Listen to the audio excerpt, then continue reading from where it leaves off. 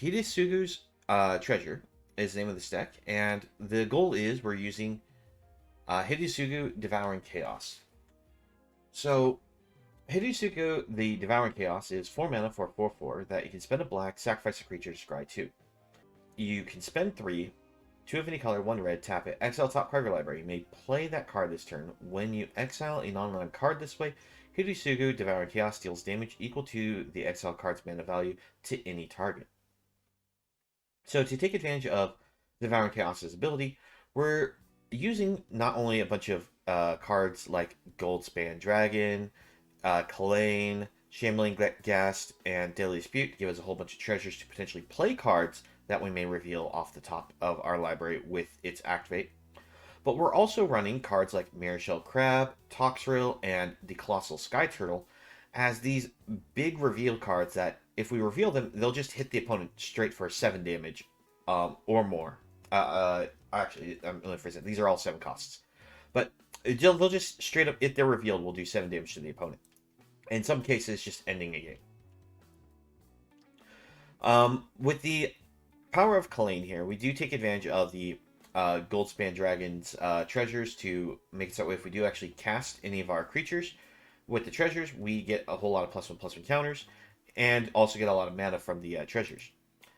Cards like Mirrorshell Crab we're using not only because we actually could potentially place as the big 5/7 body with Ward 3, but it's mainly used as a channel ability of pay a blue, 2 of any color, discard it, counter a spell or ability unless its controller pays 3 extra mana. So this itself actually is really good because if you're in a matchup like against another blue deck, and they try to do something to your board, you could end up channeling the card here, and it's going to be very hard for the opponent to counterspell it back because this is an ability, not a spell. So very important to make note on that. We're using the Colossal Skyturtle for similar reasons that we can discard it to return any creature to the owner's hand. Only drawback, because it is, again, not a spell, is that once we target Goldspan Dragon to maybe survive, make this survive a kill spell, we won't get the treasure target bonus for targeting Goldspan Dragon as if we use something like Fading Hope. But, again, we don't have to worry about this spell getting countered, or this ability being countered most of the time. The other things to make note of the Skyturtle is we don't actually have any green mana in the deck. We are relying on treasures if we ever are planning on using the green channel ability, or if we're going to actually cast this as the 6/5 flying body that it is. The other thing to make note of, if we actually do play as a 6/5 flyer, it does have Ward 2, meaning that it's going to tax the opponent an extra 2 mana anytime they try to target with a spell or ability. Sometimes people will overlook this and it will actually fizzle abilities, so it can actually be relevant. The other thing to make note of, since we actually do have to use treasures to play this, with Kalain on board, this actually would get larger when we play it thanks to the treasures. And there have been times when I was testing this deck that did make this a large enough threat in the air that the opponent could not survive. To help us get through the early game, we are using the Shambling Ghast as not only an early blocker, but with the Deadly Dispute combo to ramp us. We have the Skullport Merchants as a nice 1/4 body to block for us, as well as give us some treasure value. We do have the ability to play Valki in the early game to disrupt opponents' early plays, or if we draw him in the later part, we can play him as Tybalt the Cosmic Imposter. And we are also running copies of Shadow's Verdict as a way to exile everything of 3 or less that's on the board and in graveyards. The Shadow's Verdict is very powerful right now thanks to the popularity of the enchantment decks with their low mana cost creatures that are just very dominant right now. But not only that, we are also running Prismari Command because this also helps us against the artifact focused decks, as well as being able to be just a versatile spell that can just do 2 damage, give us some card draw, or also give us a treasure. So very helpful in the deck. That's a general wrap up of the main board. In the side deck, if you want to take us in the best of 3, I did actually set up that we have Negates, Test of Talents, another Shadow's Verdict, some Meathook Massacres, Duresses, Lanterns of the Lost, and Field of Ruin. Lances of the Lost is the only card that I'm a little, like, not sure what I was doing once when I was putting this in here, because there haven't been too many Reanimator decks. But I figure if we do ever come up in a case where that's a matchup, it's nice to have it as an option. Field of Runes are in the side deck and not in the main deck, because we are a little greedy on our mana base, being a 3-color deck. Not too greedy, considering, you know, we're just really splashing the blue and super splash on green. With all the treasure support, we usually don't have any problems casting any of these. But because we are, again, going as heavy on the multi-colored land options, we don't have too many basics in the deck, so it's a little hard to fit them in the main board. But these are useful to have in the side deck, because if we do come across a control-heavy deck, one of their main win conditions in like the white-blue, I'm just going to keep board wiping, is their land to actually kill you. So Field of Rune in the side deck actually becomes relevant. Okay, so that's the general rundown of the deck. We'll go ahead and hop into some games. Alright. Shufflers decided we don't get to see more than 2 lands in our openers.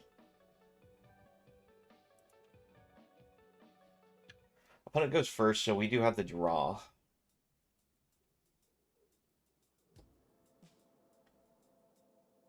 I think it's a little risky, but we're going to try to keep this. Reason why I'm getting greedy and trying to keep this is we do have the Shambling Ghast for early defender.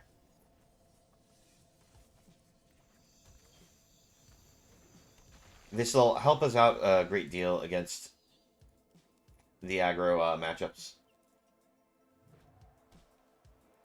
I guess we're against red-blue. That's a great draw for us, because now we can actually hold up the Deadly Dispute.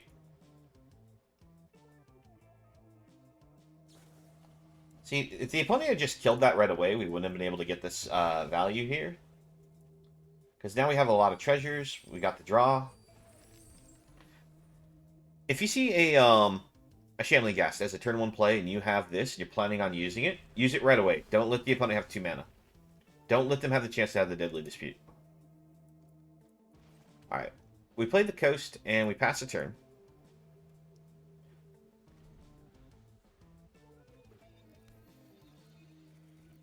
Alright, opponent's just doing a lot of the draw pass methods. We will go ahead and do the same. Partially because we don't really have any way to play anything in our hand at the moment. Expressive Veneration's okay, opponent.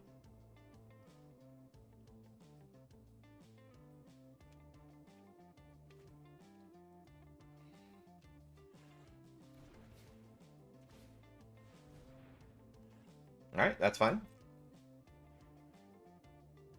Opponent, I think, is just digging for lands.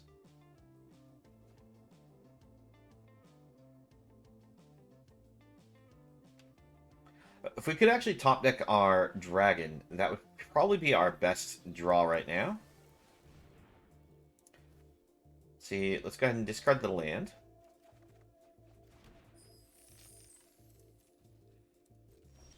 Well, we'll just play this as a 6/5 body. We do have the unfortunate situation where we don't have that third mana source to use Mirrorshell Crab here, but...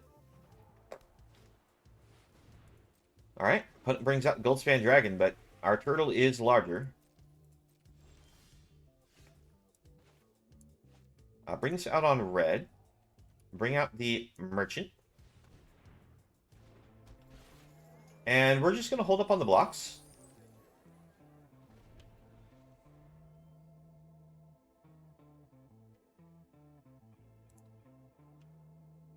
If you're wondering why I didn't go for another turtle, I wanted to try and make sure we have enough mana to actually use the crab here. Let's see, do we have enough? We do. Alright, let's go for another turtle.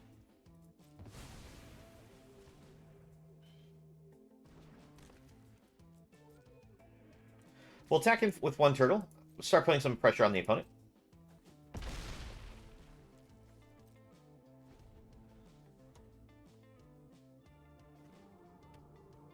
Opponent has white splash in their deck. Okay. I don't think I saw anything that gave me that knowledge until just now. Fortunately, the opponent has now so much mana that the crab discard isn't going to likely do anything. I say that, and we managed to actually snag ourselves a Goldspan off of it.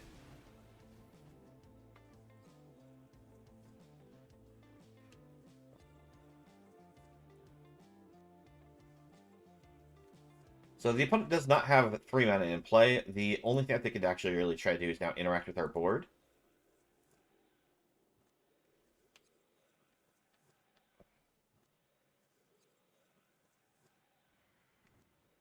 Only downside of using crab right now is we did use our last treasure. So we don't have any green sources for this turtle here.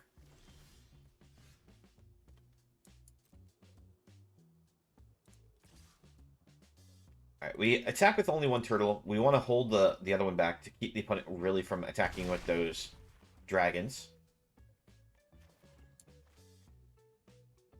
Bring this in on black, and we'll pass the turn again. Next turn, we can attack with the Sky Turtles as a duo.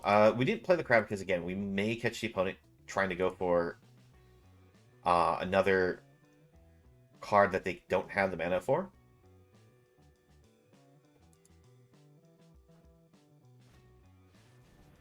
Alright, opponent goes for Hinata. Hinata's okay.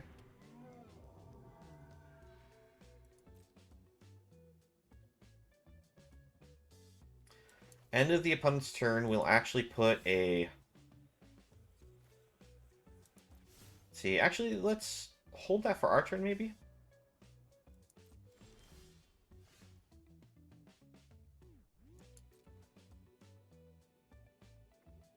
Let's go ahead and attack in, try to put some pressure on the opponent.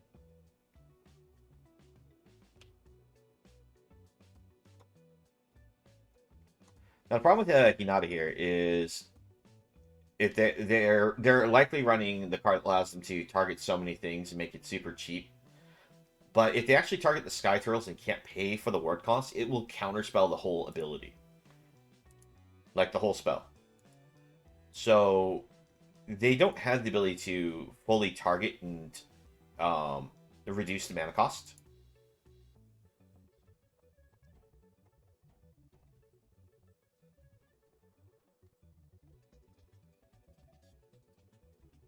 Let's see what they can do.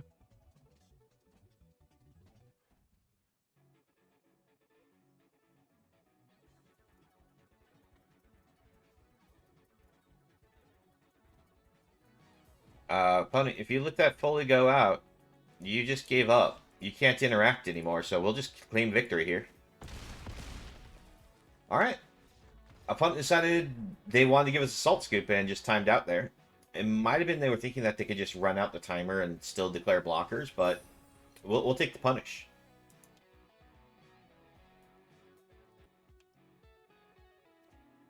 Alright, it's kind of an interesting hand. We'll go ahead and keep it.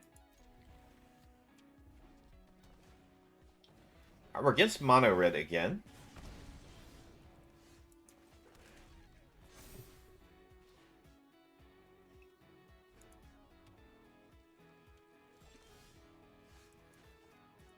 Alright, opponent's probably holding up for burn for this, but we'll go for the Kalain anyways, just because we get the treasure. Yep, there's the play with fire. Now, here's the thing. I could play Skullport Merchant next turn. Set up a blocker. But I'm not sure if I want to do that. Because we may just want to use set up for a Shadow's Verdict. So, yeah, we'll just play the land, pass.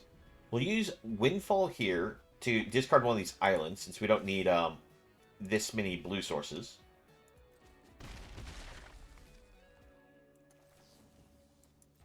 Alright, opponent's playing very conservative to the board.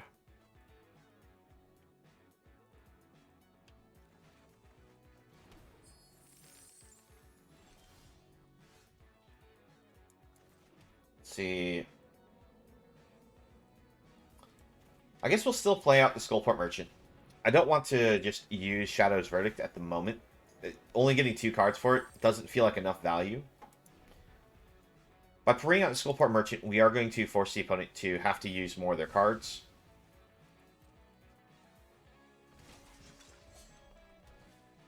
Alright. Now this actually feels like a board where it's worth using the Shadow's Verdict on.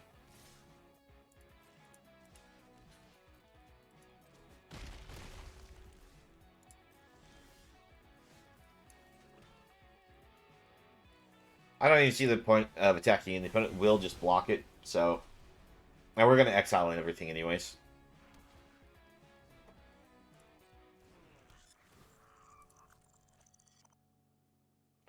Alright, looks like we're taking 2 to the face.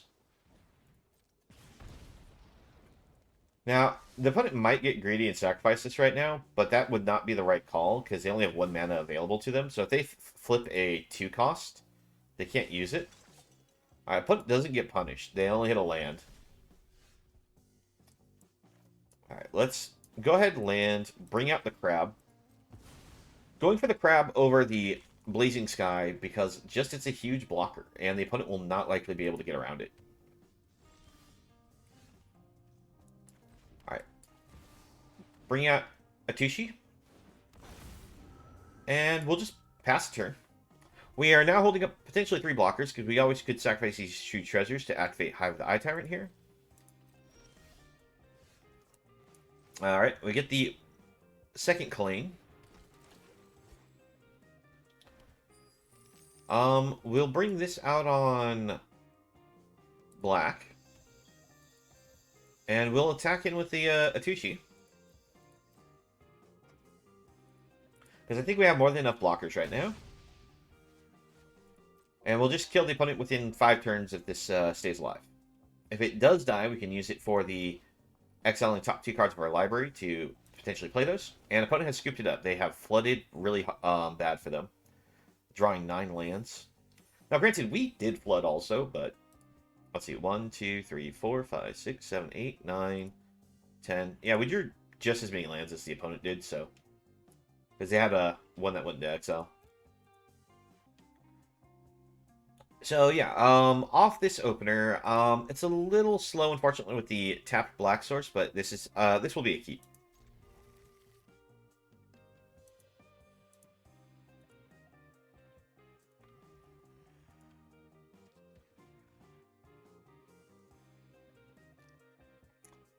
All right, so we lead with the tapped black source. Next turn we can play the Ghast. Question is, do we bring out Skullport Merchant, or do we maybe, if this dies, go for the Windfall? Alright, we're against what looks like mono black. They seem to have some kind of interaction, so I imagine they have, what's that kill spell? The one that they lose 2 life on. If that's the case, we're going to go for Skullport Merchant over the Kalain.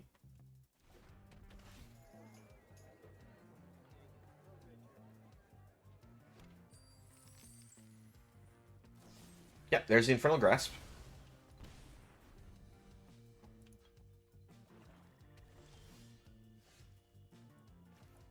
We missed our land drop, unfortunately.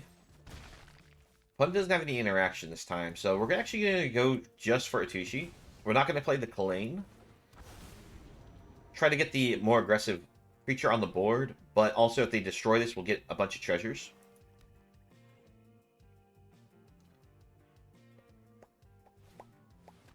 Turgid's Lantern, okay.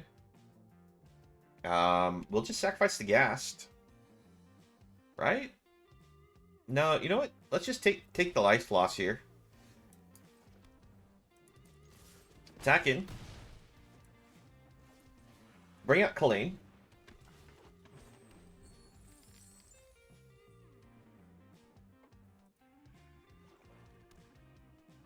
This way, if we draw a Goldspan Dragon, we have a very strong attack in.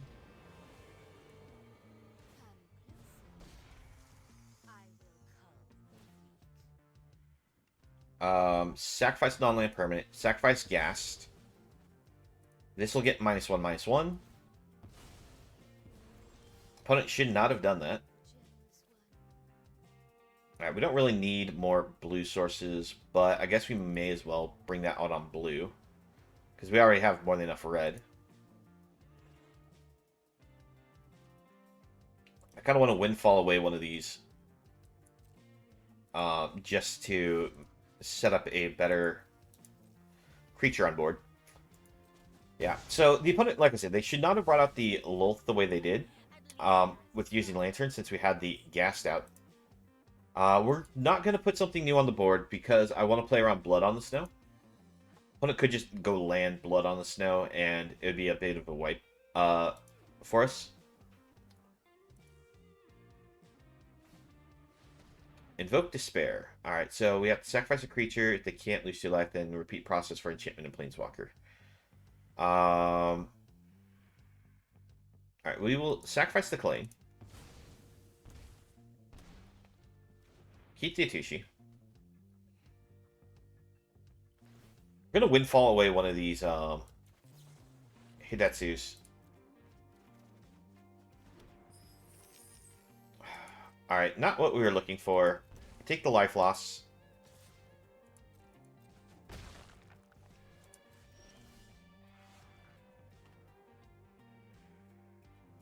Could play out Turtle, but I don't think that's the right play.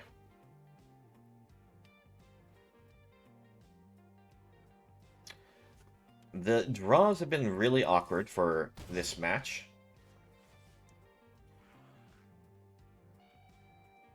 Alright, let's bring out Hidetsugu. And we'll pass turn. This way, if the opponent does another Invoke Despair, we have a sacrifice target for it.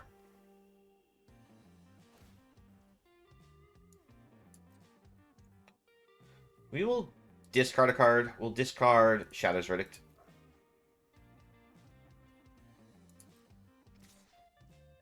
We can't block that.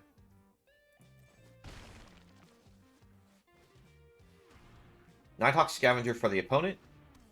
If that's all they have to try to defend themselves, they will lose here. We'll go for the channel right now. Because it's the end phase of the opponent's turn. Opponent loses 2 life for casting that. Let's exile the top 2 cards of our library. Fortunately, neither one of those are good for us. Oh man, we kind of whiffed in general here, but we may as well bring Toxrill out. This will kill off the spider and give us another 1/1 token to block with. But also sacrifice fodder for this Turgid's Lantern.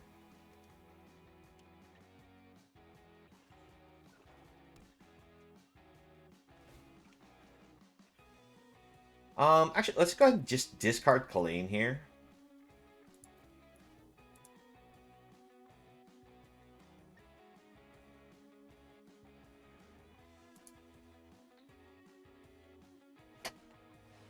Alright, the Meat Hook for 4, killing off Hidetsugu, but that doesn't save them yet.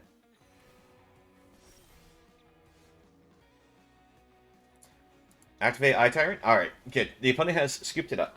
So if the opponent had another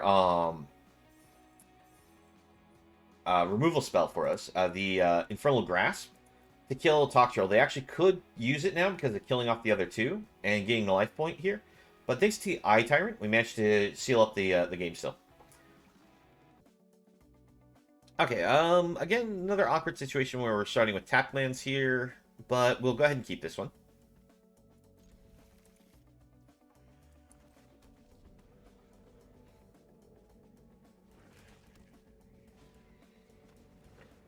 Alright, question is this mono black or is this black white?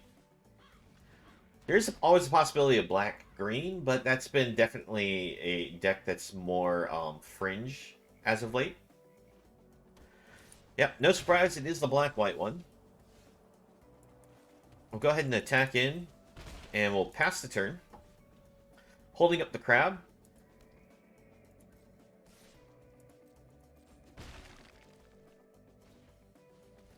Alright, opponent plays a Spirit Companion. That's good. We'll actually go ahead and just deal 2 damage and create a treasure token. Get rid of that companion. The reason why I'm getting rid of the companion is the opponent's deck is all about just sacrificing for value. And getting rid of the cards like this off the board is actually beneficial to us. Okay, opponent has blue splash in their deck. So that means they're probably running the Planeswalker. Oh, man, we're missing our lands here.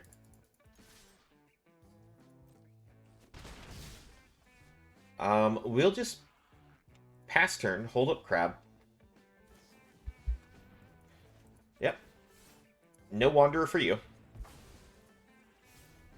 So I know this opponent's deck list for the most part, but the Eye Twitch is actually a newer card to this deck idea.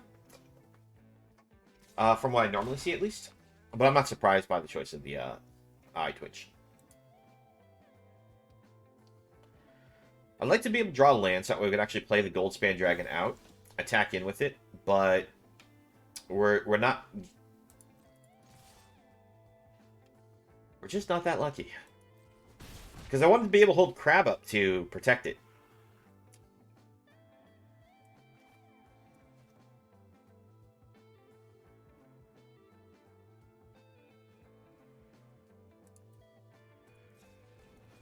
Alright, bring out the Ghast, and we'll pass turn.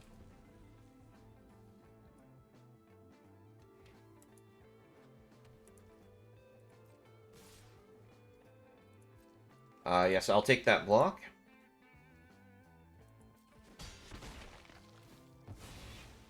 I'll get that treasure token.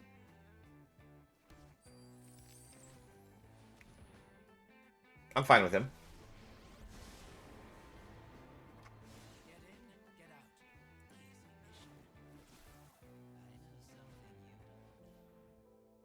Okay, that's fine.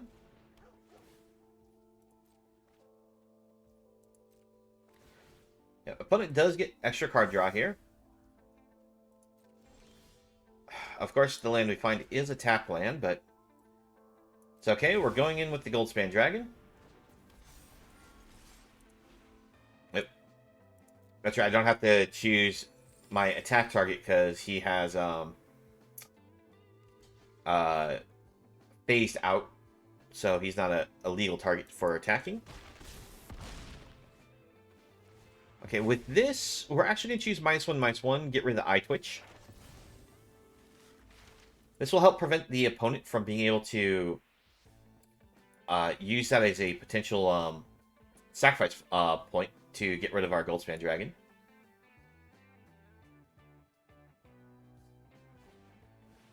Our opponent's going to try to farewell us. We just Mirrorshell Crab it.